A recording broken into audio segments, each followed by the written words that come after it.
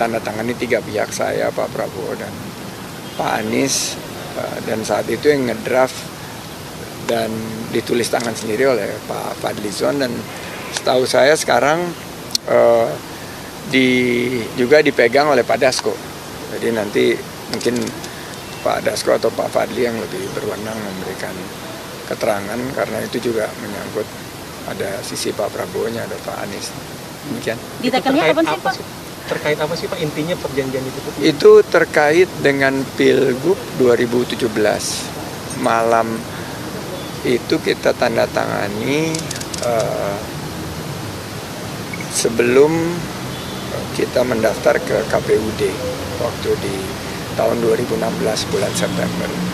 Itu nanti isi-isinya tentunya secara lebih etis disampaikan oleh teman-teman yang memegang kopinya. Saya sendiri nggak memegang kopi. Tapi ada yang bilang itu terkait Pilpres dari Tapi memang perjanjian itu waktu itu dibutuhkan karena harus ada kesepakatan bagaimana kita melangkah ke depan.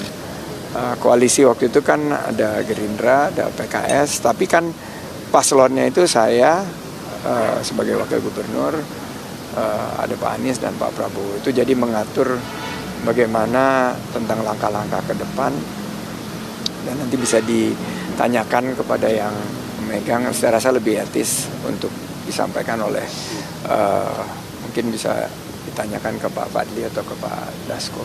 Tapi kalau dalam situasi sekarang ini, apakah berarti isi perjanjiannya sudah tidak berlaku lagi atau? Itu bisa dicek, karena sebagian, kalau perjanjian itu kan pasti berlaku dan jika tidak diakhiri ya perjanjian itu akan terus berlangsung. Tapi mungkin isinya lebih etis bisa disampaikan oleh teman-teman. Apalagi sekarang sama-sama saya bertugas di pemerintahan sama Pak Prabowo, mungkin pihak yang netral yang bisa menyampaikan supaya tidak bias. Apa salah satunya biar Pak Anies nggak boleh maju? Itu nanti bisa dicek. Mestinya sih bisa dicek di dalam itu, ditulis tangan sih itu. Jadi perjanjian itu perjanjian yang menurut saya memikirkan kepentingan bangsa dan negara, kepentingan saat itu kita mencalonkan, kepentingan apa yang Pak Prabowo harapkan kepada kita berdua, dan ada poin-poin. Bermaterai Pak perjanjian itu? Perjanjian itu sih legal kan, ada tanda tangan bertiga, dan seingat saya ada materainya.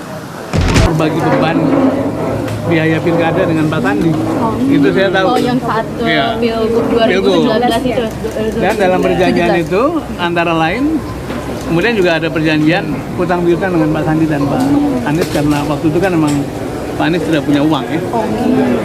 Tapi perjanjiannya dikatakan bahwa kalau pilkadanya menang, hutang piutangnya selesai. Dan itu dianggap sebagai perjuangan bersama. Berarti sih 2017 sudah selesai. Dan saya membaca itu pada waktu itu, termasuk yang ikut mendiskusikan dengan Pak Sandi. Nah, mengenai perjanjian Pilpres itu saya tidak pernah mendengar itu.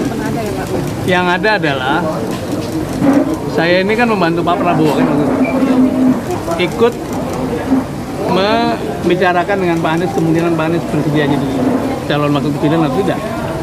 Dan berkali-kali saya diskusi, jawaban beliau, saya akan fokus ngurus Jakarta, karena itu di pemilu ini saya tidak ikut. Nah, yang diputar-putar ulang kan, bahwa dia tidak akan menjadi penghalang Pak Prabowo, akan terus duduk menyelesaikan tugas di Jakarta, dan itu sudah dia tunaikan, Jadi saya tidak tahu yang maksud Pak Sandi itu perjanjian apa. Mudah-mudahan beliau keliru ya. Karena berarti penegasan berarti perjanjian itu soal hutang. Setahu saya tidak ada antara perjanjian Pak Anies dengan Pak Prabowo. Karena memang tidak sempat menjajaki kemungkinan bersama-sama. Yang ada adalah perjanjian hutang piutang dan pembagian biaya kampanye antara Pak Anies dan Pak Sandi. Itu saya baca. Tidak ada masalah dengan Pak Anies dan Pak Prabowo? Rasanya nggak ada. Ya mungkin Pak Sandi perlu cek lagi ya, supaya lebih akurat.